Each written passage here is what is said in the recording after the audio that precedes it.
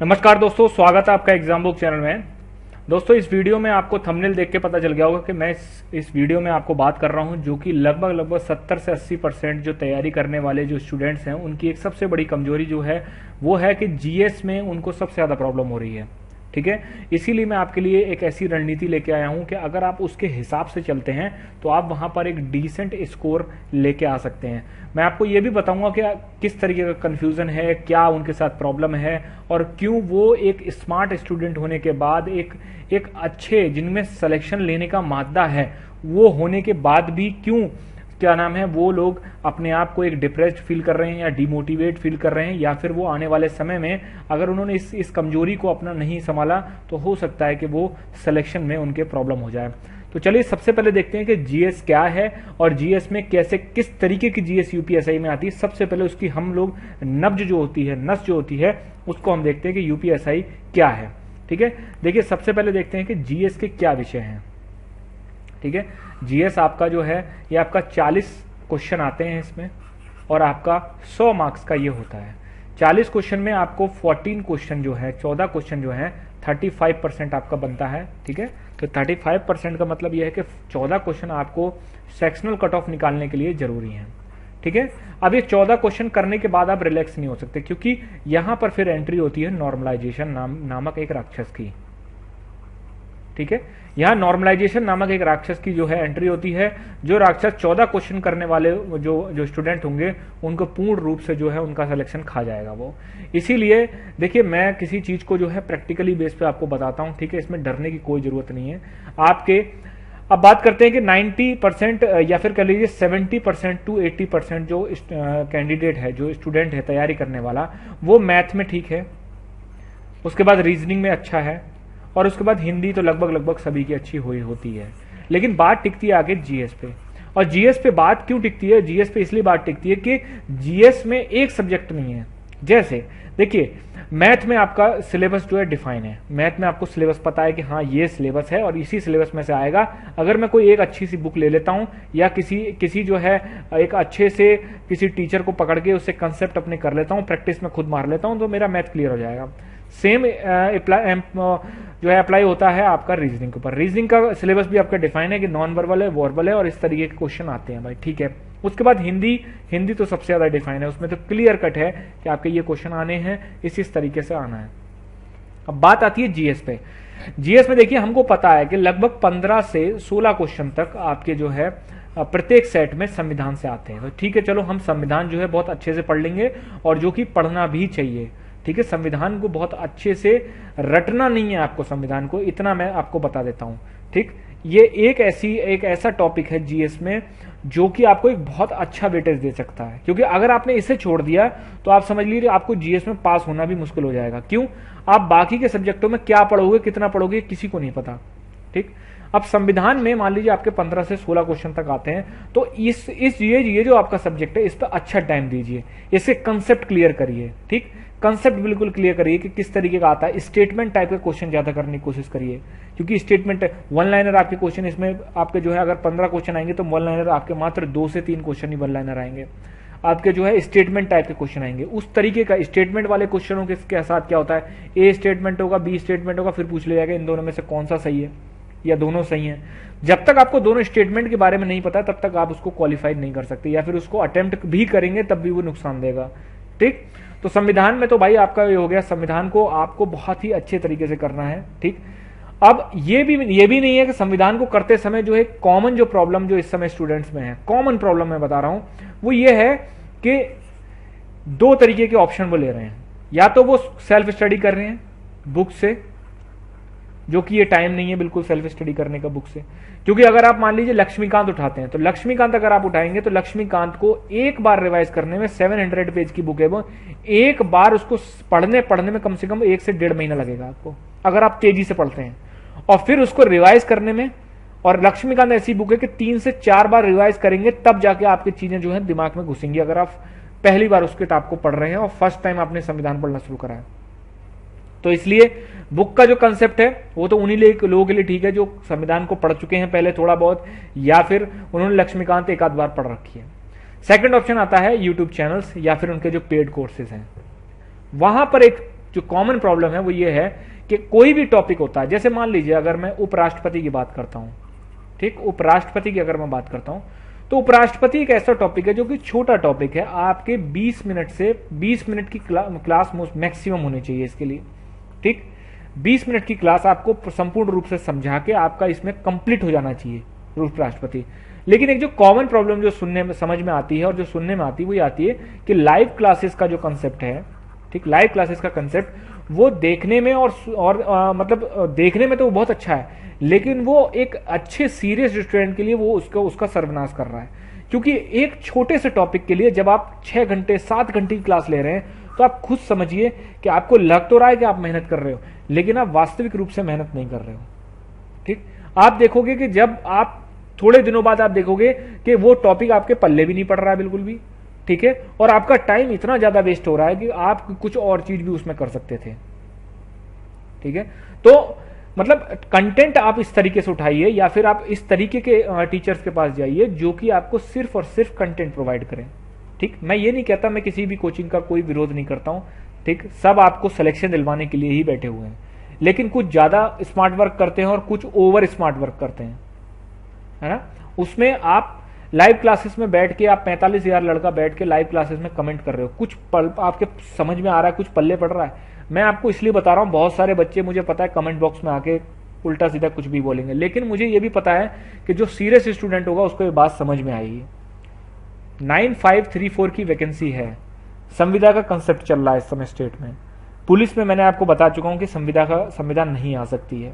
अगर इस वैकेंसी में आपका नहीं हुआ, सीरियस मोड में नहीं गए आप, तो फिर आप ये समझ लेना आपको वास्तव में संविदा पर नौकरी करनी पड़ेगी। क्यों? देखिए, मान लीजिए चलिए इन्होंने 2022 तक अप्लाई नहीं करा, अगली सरकार आपने जो है चेंज करके कोई दूसरी लिया है, चलो उन्होंने नहीं किया, लेकिन क्या पता फिर 5 साल बाद फिर यही आ गए और फिर तो ये जरूर अप्लाई करेंगे उस चीज को। तो इसीलिए मैं कहता हूं कि पुलिस की जो भी जॉब आ रही है या आने वाले समय में जो भी नौकरी आ रही है, आरआरबी एनटीपीसी हो गई या आपका आरआरबी एनटीपीसी का भी कुछ नहीं पता, वो आपको जॉब दे देंगे अभी और 10 साल बाद वो प्राइवेटाइज कर देंगे, आप कहां जाओगे? आप कहीं के भी नहीं रहोगे, है ना, आपको वहीं करना पड़ेगा। तो मैं कहना चाहिए चाहता हूं कि 9534 की वैकेंसी है, इसको अपनी अंतिम लड़ाई मान के लड़ो। कि इसमें अगर जैसे होता है ना कि जो लड़ाइयां होती हैं, जो पहले जमाने में वॉर होती थी, उसमें दोनों तरफ के राजा जो होते थे वो ऐसा समझ के, क्योंकि जो कमजोर हुआ वो दूसरे को मार देगा, इसीलिए अगर आपने इसको नहीं क्वालिफाई कर पाए तो आप जो है फिर कमजोर पड़ जाएंगे, फिर आपका बेरोजगारी का ठप्पा जिंदगी भर के लिए लग जाएगा आपके ऊपर। ये मैं एक बहुत ही एक आपको रियलिटी बता रहा हूं, जो हो सकता है कि बहुत सारे बच्चों को अभी समझ में नहीं आ रही है चीजें, ठीक। पूरे पूरे दिन आप बैठ के संविदा पे बात करते हैं, जिनकी तैयारी का समय है 9534 का, जो एलिजिबल हैं वो पूरी तरीके से तैयारी करते रहे। अगर कुछ मान लीजिए कभी कुछ ऐसा होता है या फिर सरकार आगे बढ़ती है इस चीज को लेके, ठीक, तो उस चीज का विरोध किया जाएगा, ठीक। तो इसीलिए मैं कहता हूं आपको कि अभी समझ जाइए, अभी अपनी तैयारी को करते रहिए, स्मार्ट वर्क करिए चीजों को, ठीक। तो ये बात हो गई संविधान की। चलिए नेक्स्ट आती है आपकी इतिहास की बात। इतिहास, भूगोल, पर्यावरण, अर्थव्यवस्था, समसामयिकी मतलब करंट अफेयर्स और आपका मिसलेनियस, ये इतने टॉपिक्स, इतने जो टॉपिक हैं, इनमें से आपके 40 क्वेश्चन बनते हैं। अब 40 क्वेश्चन में से आप अगर आप किसी भी या फिर आप कोई टीचर से पढ़ रहे हैं, अगर वो कहता है कि मैं 40 में से 40 की गारंटी लेता हूं, तो वो झूठ बोल रहा है। क्योंकि 5 क्वेश्चन ऐसे होते हैं, 5 से 7 क्वेश्चन ऐसे होते हैं जिनका आंसर सिर्फ आयोग को पता होता है, क्योंकि वो मिसलेनियस होते हैं, उनका आंसर किसी को पता नहीं होता। आप चाहो कितनी भी पढ़ाई कर लो, ठीक है, कितनी भी पढ़ाई कर लो, तब भी आप वो 5 क्वेश्चन कभी नहीं कर पाओगे, उनमें तुक्का ही लगा के आओगे, आपको श्योर शॉट नहीं पता होगा, ठीक है। तो ये संविधान, इतिहास, भूगोल, पर्यावरण, अर्थव्यवस्था, समसामयिकी, संविधान को छोड़कर, संविधान आपको पूरा पढ़ना है, संविधान को छोड़कर ये जो टॉपिक आपको दे रहे हैं, इनमें आपको चीजें बहुत सेलेक्टेड पढ़नी है, पूरा आपको नहीं पढ़ना है, पूरा आपको किसी भी तरीके से नहीं पढ़ना। पूरा का मतलब ये होता है कि आपको इस समय ऐसी तैयारी नहीं करनी है जैसे कि आप जो है एक सिविल सर्विस की तैयारी कर रहे हो या यूपीएससी की तैयारी कर रहे हो, ऐसा नहीं करना है। अपना टाइम जितना इस समय बचाओगे उतना ही आपका सिलेक्शन ज्यादा आपके नजदीक आता चला जाएगा। तो इसीलिए ये जितने भी टॉपिक मैंने बताए जीएस में, इसमें संविधान को आपको बहुत अच्छे से पढ़ना है। बहुत अच्छे का मतलब ये नहीं होता है कि आप ऐसा पढ़िए जिससे कि आप जो है यूपीएसआई की तैयारी करते करते जो है आप जो है एक वकील की तैयारी करने लग जाएं, एक एडवोकेट की तैयारी करने लग जाए, ऐसा आपको नहीं करना है। संविधान का आपको डेप्थ में नॉलेज लेनी है और आपका अगर कोई टॉपिक आपको लगता है कि जहां भी आप पढ़ रहे हो, अगर आपको लगता है कि ओवर टॉपिक जा रहा है, एक छोटे से टॉपिक को आपको पता है, जो स्मार्ट कैंडिडेट्स होते हैं, स्मार्ट स्टूडेंट होते हैं, उनको पता रहता है ये छोटा टॉपिक है और इसके लिए मैं 7 घंटे क्लास क्यों लूं, ठीक, तो आप तुरंत या तो अपने टीचर को कॉल करिए, नहीं तो वहां से स्विच कर जाइए, कोई बात नहीं। मैं तो ये कहता हूं आपको कि आप जो है अगर थोड़ा भी कहीं पैसा इन्वेस्ट करते हैं, अगर आपके एंड में वैकेंसी में आपका नंबर आ जाता है तो वो पैसा सब वर्थ हो जाएगा। वर्थ मतलब आपका वो, आप पीछे मुड़ के देखेंगे तो कहेंगे कोई बात नहीं यार, मेरा 4000 खर्च हुआ, 5000 खर्च हुआ, 10,000 खर्च हुआ, बुक्स में खर्च हुआ, कोई दिक्कत नहीं है। इस समय भर भर के बुकें ले जा रही हैं, ठीक, 50 टेलीग्राम पे जिसने जो बुक बोल दी, वर्णमाल ले आओ तो वर्णमाल ले आओ संविधान की, लक्ष्मीकांत ले आओ तो लक्ष्मीकांत। अरे वो आपने सोचा कि आप उसको पढ़ सकते हो कि नहीं पढ़ सकते हो, कि सिर्फ बुक्स की आपको जो है सिर्फ उसको रैक में सजाने के लिए करनी है, नहीं मैं इतना पढ़ सकता हूं। उतना आप कंटेंट लीजिए जितना आप पढ़ सकते हैं। और एक स्मार्ट कंटेंट की ये पहचान होती है कि आप किसी भी कंटेंट को कैसे पहचानो कि उसको हम कैसे अच्छा कंटेंट है, कि क्या हम उसको रिवाइज कर पाएंगे। बिना रिवीजन के कुछ नहीं होता है। एक छोटे से टॉपिक के लिए आपका 10 वीडियो 15 वीडियो अगर उसके लिए चलने लग गए आप, तो आप जो है खुद ही देखिए आप किस तरीके से तैयारी कर पाएंगे, ठीक है। तो इतिहास, भूगोल, पर्यावरण, अर्थव्यवस्था और समसामयिकी जो है, इसमें आपको सेलेक्टेड चीजें पढ़नी है, बिल्कुल सेलेक्टेड चीजें पढ़नी है। जैसे देखिए इतिहास में कैसे क्वेश्चन आते हैं। इतिहास में आपका ऐसे क्वेश्चन आ गया था कि ये बताइए कि जलियांवाला जो कांड हुआ था, उसमें जलियांवाला कांड में जलियांवाला में भीड़ क्यों इकट्ठा हुई थी। अब इसका मतलब क्या है, इसका मतलब यह है कि इतिहास में ये सीरीज, मतलब एक तरीके से हिस्टोरिकल क्वेश्चन पूछ रहे हैं। हिस्टोरिकल का मतलब होता है एक सीरीज वाइज जो घटनाक्रम होता है, ठीक, कि भाई गिरफ्तारी हुई, ठीक, उसके बाद उसके विरोध में जो है क्या नाम है, जलियांवाला बाग में जो है लोग इकट्ठे हुए, उसके बाद जनरल डायर को पता चला, जनरल डायर ने जो है वहां पर गोलियां चलवा दी, ठीक है। तो ये जो एक सीरियल जो क्रम है, जो घटनाक्रम है, इसको आपको इसमें पकड़ना पड़ेगा। भूगोल में जैसे क्वेश्चन आ जाता है आपका कि ये बताइए कि कालाहारी जो डेजर्ट है वो किस किस के बीच में पड़ता है। तो कालाहारी डेजर्ट जो है आपका ये क्या नाम है, साउथ अफ्रीका के उस साइड में पड़ेगा जाके। ये कभी कभी वो ज्यादा क्वेश्चन पूछ लेगा तो ये पूछ लेगा कि कोई भी ऐसा आपका नदी पूछ लेगा, या फिर कोई क्या नाम है, कोई रेगिस्तान पूछ लेगा जो आपका इक्वेटर में भी आता है और सब ट्रॉपिकल में भी आता है। वो आपसे इस तरह के क्वेश्चन पूछ लेगा वो। तो सेलेक्टेड चीजें पढ़िए, आपको ज्यादा डेप्थ में जाने की जरूरत नहीं है। अपने आप को समझाइए। अगर आप सेल्फ स्टडी कर सकते हैं तो आप सेल्फ स्टडी करिए। अगर आप किसी का भी आपने पेड कोर्स ज्वाइन कर रखा है तो वहां पर आप बोलिए कि हमें भाई सेलेक्टेड पढ़ाइए आप, ठीक। और सेलेक्टेड क्या, आपकी वहां तक रीच ही नहीं होगी, आप अपनी बात ही नहीं कह पाओगे। तो लाइव क्लासेस से सबसे ज्यादा बचिए। लाइव क्लासें आपका कल्याण नहीं करेंगी।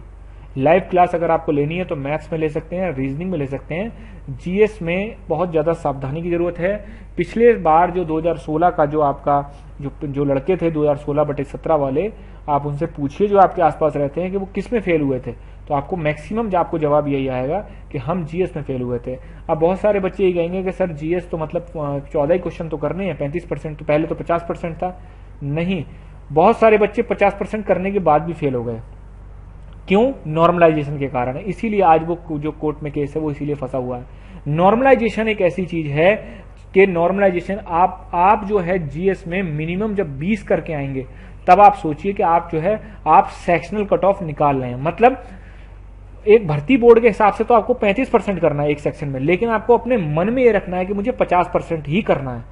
मतलब 50% से ऊपर ही मुझे स्कोर करना है उसमें, मतलब 20 क्वेश्चन एंड अबव। एक ये स्ट्रेटजी बना के चलनी है आपको, ठीक है। 20 क्वेश्चन एंड अबव स्ट्रेटजी बना के चलनी है, तभी आप वहां पर नॉर्मलाइजेशन से आप बच पाएंगे और तभी आप वहां पर जो है एक तरीके से एक अच्छा स्कोर, डिसेंट स्कोर कर सकते हैं, ठीक है। तो जैसे संविधान में मैंने आपको बताया, मैं बुक्स का रिकमेंडेशन आपको बिल्कुल नहीं देता हूं, क्योंकि ये इस समय बुक्स पढ़ने का बिल्कुल नहीं है। संविधान की अगर आप कोई भी बुक पढ़ते हैं, अच्छी बुक अगर पढ़ते हैं, तो उसको जब से 2 से 3 बार आप अगर नहीं कंटेस्ट करेंगे, नहीं पढ़ेंगे, तब तक आपको वो समझ में भी नहीं आएगी। और संविधान में कुछ जगह ऐसी हैं जहां पर आपको वास्तव में किसी टीचर की जरूरत पड़ेगी। नेक्स्ट आपका इतिहास, भूगोल, पर्यावरण। इसमें आप सेलेक्टेड पढ़िए, आप कहीं से भी पढ़िए। कोई टीचर हो उससे पढ़ लीजिए, किसी के नोट्स हो आप उससे पढ़ लीजिए। कोई बुक में अगर आपको ज्यादा आप इंटेलेक्ट हैं, ज्यादा आपको है बुक, मतलब ये कि आपको कोई अगर बता दे कि बुक में ये चैप्टर पढ़ लीजिए आप, ठीक है। अर्थव्यवस्था में एक बेसिक अंडरस्टैंडिंग होनी चाहिए आपको। बेसिक अंडरस्टैंडिंग मतलब होता है कि सर जैसे आपका आता है कि आरबीआई ने बैंक रेट्स को चेंज कर दिया, तो आपको पता होना चाहिए कि एसएलआर क्या होता है, सीआरआर क्या होता है, ठीक है, बैंक रेट क्या होता है, MSF क्या होता है, इन्फ्लेशन क्या होता है, डिफ्लेशन क्या होता है, ठीक है ना, ये क्या चीज होती हैं, है? जब मार्केट में जो क्या नाम है, जब ज्यादा पैसा RBI जो है ज्यादा पैसा डाल देता है मार्केट में जब, ठीक है, तो क्या होता है, तो महंगाई बढ़ती है, महंगाई घटती है, उसका असर किस चीज पर पड़ता है, वो सारी चीजें जो है इसको पता होनी चाहिए। समसामयिकी का मैं कहता हूँ, समसामयिकी आपको जो है डेली बेसिस पे पढ़ने की जरूरत नहीं है बिल्कुल भी, क्योंकि डेली बेसिस का ये है, समसामयिकी के फुल्ली समसामयिकी तो नहीं आने वाली है इसमें। समसामयिकी से आपके 4-5 क्वेश्चन आएंगे, लास्ट में आप अगर कोई बुकलेट ले लेते हैं या फिर आपको कोई नोट्स प्रोवाइड करा देता है, आप जो है उसको पढ़ लीजिए, आपका काम हो जाएगा। मिसलेनियस क्वेश्चन में देखिए उसमें कुछ नहीं कहा जा सकता। मिसलेनियस क्वेश्चन में आपने अपनी लाइफ में जितनी भी GS पढ़ी है, अब कभी मिसलेनियस में कुछ ऐसा क्वेश्चन आ गया जो कि आपका पढ़ा हुआ आ रहा है, ठीक है, तो आप जो है उसको वहां कर ले जाओगे, ठीक है। मैं अभी जो है थोड़ा सा कंटेंट इकट्ठा कर रहा हूं नॉर्मलाइजेशन का जो प्रोसेस है उसके लिए, ठीक है। तो नॉर्मलाइजेशन के लिए क्या होता है, क्या प्रॉब्लम है, सारे क्वेश्चन स्कोर अटेम्प्ट करने चाहिए या नहीं करने चाहिए, ठीक है। बस मैंने आपसे एक चीज ये बता दी, नॉर्मलाइजेशन नेगेटिव मार्किंग से ज्यादा खतरनाक है, अपने दिमाग में ये चीज रखना है, ठीक है। अब मैं बात करता हूं, जैसे हमारा जो ये जो पूरा का पूरा चैनल है, इसमें मेनली UPSI से रिलेटेड ही आपकी बात करी जाती है। UPSI में जितनी भी चीजें होती हैं, एक मैं कहता हूं एक सुई से लेकर एक हवाई जहाज तक जितनी भी UPSI में चीजें होती हैं, सारी कुछ मैंने आपको डिटेल में बता रखी है। और मैं चाहता हूं कि इस बार जो बच्चे हैं, जो सीरियस कैंडिडेट्स हैं, उनका सिलेक्शन हो जाए, क्योंकि मैं बार बार एक ही बात बोलता हूं, बड़ी वैकेंसी है, इससे बड़ी वैकेंसी आने वाले 5-6 सालों में नहीं आएगी तो 500-600 दरोगा, 1000 दरोगा, इससे ज्यादा की वैकेंसी नहीं आएगी। आप खुद देख लीजिए, 2011 के बाद 2016 में आई, 2016 के बाद 2020 में आई, आपका वैकेंसी आएगी, ये आप खुद जान सकते हो, क्योंकि ये वैकेंसीज ऐसी होती हैं दरोगा की, जो जब सरकार जब मतलब जब चुनाव आ रहे होते हैं, तभी उसी समय ये वैकेंसीज निकलती हैं, खासकर सब इंस्पेक्टर्स की, ठीक। अब मैं बात करता हूं, हमने एक पेड कोर्स जो है वो लॉन्च कर रखा है, ठीक है। और उस पेड कोर्स में आपका जो एक्स सर्विसमैन या फिर जो जॉब में है, या फिर जो स्टूडेंट जो बहुत ज़्यादा कंफ्यूज हैं, जिनको GS से डर लगता है, मैं उन स्टूडेंट्स की बात नहीं कर रहा हूँ जो GS में अच्छे हैं, या फिर जो GS में बहुत ही बढ़िया करते हैं, या जिनको GS में बिल्कुल भी डर नहीं है, वो GS में स्कोर कर ले जाएंगे। तो एक्स सर्विसमैन हो गए, जॉब्स में जो स्टूडेंट्स हैं, और तीसरा है आपका जो स्टूडेंट्स जिनकी GS बहुत ज़्यादा खराब है, वो सिर्फ टारगेटेड चीज़ें करना चाहते हैं, ठीक है। उसके लिए हमने एक पेड कोर्स जो है वो लॉन्च कर रखा है, ठीक है। देखिए, पेड कोर्स लॉन्च करने का मतलब ये नहीं होता है कि हम जो है आपको फ्री नहीं पढ़ाना चाहते हैं। बात यह है कि पेड कोर्स में जब हमारे पास सीमित बच्चे होते हैं, ठीक है, हमारे पास, तो हमें उन पे मेहनत पूरी तरीके से करनी पड़ती है। अभी क्या होता है, अभी अगर हम फ्री ऑफ कॉस्ट कोई भी चीज निकालते हैं तो बच्चा उतना सीरियस नहीं होता है उन चीजों में, क्योंकि इस समय भी मैं देख रहा हूँ कि सब भटकाव चल रहा है, सारी चीजें मैं नोटिस करता हूँ। अपने जो चैनल का टेलीग्राम है उसको भी मैं बहुत करीबी से वॉच करता हूँ, ठीक। कोई भी बंदा अगर किसी चीज का आंसर दे देता है किसी क्वेश्चन का, उससे दूसरा बंदा यही क्वेश्चन पूछता है कि आपने कौन सी बुक से पढ़ा है, वो बुक बता देता है, बस वो जाता है और बुक खरीद के लिए आता है। ऐसे ही वो दूसरे टेलीग्राम पे यही काम करता रहता है, ठीक है। स्मार्ट स्टडी वही होती है, या फिर आप लगा लीजिए कांस्टेबल से लेके और UPSC तक आप लगा लीजिए, सिलेक्शन उसी का होता है जो स्मार्ट स्टडी करता है। स्मार्ट स्टडी का मतलब होता है कि कम चीजें ज्यादा बार, मतलब क्वालिटी आपको मेंटेन करनी है चीजों में। हम कभी भी रेस्टोरेंट वगैरह में जाते हैं तो हम क्या करते हैं, वो कहते हैं कि पैसा ज्यादा ले ले, लेकिन भाई क्वालिटी अच्छी देना, ठीक है, क्योंकि बंदा जो है वो रोज रोज तो रेस्टोरेंट में जाता नहीं है खाना खाने। इसी प्रकार आपको कोई रोज रोज तो वैकेंसी UPSC की आने नहीं वाली है, इसीलिए कहीं भी पढ़िए आप, क्वालिटी पढ़िए। हमने इसमें जो है टारगेटेड चीजें बिल्कुल इसमें जो है आपको पढ़ाई जाती हैं। इसमें संविधान और संविधान के ऊपर सबसे ज्यादा फोकस होगा। संविधान का जो है आपका, इसमें एक एक चीज आपको डिटेल में बताई जाएगी, लेकिन वो भी उतनी ही बताई जाएगी जिससे कि आप UPSI में क्वेश्चन सॉल्व कर सकें। टारगेटेड बैच का ये है कि आप जो है क्वेश्चन वहां पर बना सकें, ठीक है। उसके बाद आपका संविधान हो गया, जितने भी मैंने पीछे जो टॉपिक बताए हैं ये सारे संविधान, इतिहास, भूगोल, पर्यावरण, अर्थव्यवस्था, समसामयिकी, ये सारे के सारे आपको जो है इस बैच में आपको कंप्लीट एक पैकेज जो है वो आपको मिलेगा। इसकी कीमत जो है वो 199 है। इसमें आपको वीडियो क्लासेस मिलेंगी जो कि एक व्हाट्सएप के ग्रुप में मिलेंगी, पेड ग्रुप पे, और उसके बाद उसी में जो उसी टॉपिक जो आपको टॉपिक पढ़ाया जाएगा उसी की आपको PDF मिल जाएगी। एक दिन में आपकी मैक्सिमम 2 वीडियोज आपको दी जाएंगी, वो भी रिकॉर्डेड वीडियो होंगी, और आपकी जो है वो लाइव नहीं होंगी, क्योंकि मुझे पता है कि लाइव में आपका नुकसान ज्यादा है, मेरे को और मेरे चैनल को कोई नुकसान नहीं होने वाला अगर मैं लाइव कर चलाने लग गया। लेकिन इस समय जो है आपका सिलेक्शन जो है वो ज्यादा जरूरी है, ठीक है। अपने आप को पहचानिए, अगर आप आज भी तैयारी कर रहे हैं, या फिर मैं कहता हूं कि नोटिफिकेशन अगर अक्टूबर में आता है तब भी अगर तैयारी पूरी जान से करते हैं 8-8 घंटे 10-10 घंटे, तो सिलेक्शन ले जाओगे। ठीक, सिलेक्शन आराम से है, बढ़िया वैकेंसी है इस बार। ठीक, आपको वीडियो क्लासेस और पीडीएफ के नोट्स मिलेंगे आपको। ठीक, पूरी तरीके से आपको टारगेटेड जीएस ओनली यूपीएसआई। इसमें मैं ये नहीं कहता हूं कि इस बैच को अगर आप ज्वाइन करके जेल वार्डन निकाल सकते हो, या फिर इस बैच को ज्वाइन करके आप आरआरबी एनटीपी से निकाल सकते हो, लेखपाल निकाल सकते हो। आप ये सिर्फ बैच जो है वो यूपीएसआई के लिए है, क्योंकि यूपीएसआई में जीएस बहुत ही अलग तरीके की आती है। संविधान आपको इसमें डिटेल में पढ़ना पड़ता है, लेकिन अन्य एग्जामों में आपको संविधान डिटेल में नहीं जाना पड़ता है। संविधान से अन्य एग्जामों में 4 से 5 क्वेश्चन आएंगे, यूपीएसआई में आते हैं 15 से 16 क्वेश्चन। ठीक है, लास्ट में जब आपका ये पूरा सिलेबस कंप्लीट हो जाएगा, उसके बाद आपको एग्जाम से 1 महीना पहले आपको संभावित प्रश्नों की 1000 क्वेश्चन की सीरीज दी जाएगी, जिसमें कि आपका जो है सारे सब्जेक्ट, संविधान, इतिहास, भूगोल, सभी जितने संभावित प्रश्न जो आ सकते हैं, ठीक है, उसको आपको क्लियर किया जाएगा। आपका अगर वीडियो के माध्यम से डाउट क्लियर नहीं होता, पीडीएफ में डाउट क्लियर नहीं हो सकता, तो आप जो है ये जो नंबर दिए गए हैं, ठीक है, ये नंबर जो दिए गए हैं, ये मैं डिस्क्रिप्शन में नंबर डाल दूंगा इनका, और आप कम्युनिटी टैब पे भी जाके देख सकते हैं चैनल की, ये इसका जो है मैंने ऐड डाल रखा है। उसमें किसी भी तरीके का गाइडेंस अगर आपको मतलब आपको चीजें समझ में नहीं आती हैं किसी भी टॉपिक पे, तो आप जो है फोन द्वारा आप चीजों को पूछ सकते हैं। ठीक है, तो ये जो बैच है हम 17 से शुरू कर रहे हैं। ठीक, 17 के बाद फिर ये नेक्स्ट बैच जो आएगा वो 20 सितंबर से आपका चालू होगा। 17 तक जितने रजिस्ट्रेशन हो जाएंगे हम बैच चालू कर देंगे, उसके बाद 20 सितंबर से आपका बैच चालू होगा, और फिर जो लास्ट बैच होगा वो आपका होगा जब आपका नोटिफिकेशन आ जाएगा। ठीक है, तो आपको डिटेल मैंने ये चीज़ बता दी। ठीक है, अगर आपको ज्वाइन करना है तो ये 2 नंबर जो दे रखे हैं, इनमें पहला नंबर जो है इस पर आप व्हाट्सएप कर सकते हैं, कॉल भी कर सकते हैं, सेकंड नंबर पे आप कॉल कर सकते हैं। ये दोनों के दोनों नंबर मैं आपको डिस्क्रिप्शन में डाल दूंगा। डिस्क्रिप्शन में मैं जो है टेलीग्राम का लिंक है उसको भी मैं डाल दूंगा। ठीक है, तो आप जाके ज्वाइन करिए, ठीक से पढ़ाई करिए, सीरियसली पढ़ाई करेंगे तो आपका सिलेक्शन 100% हो जाएगा इस बार। Thank you.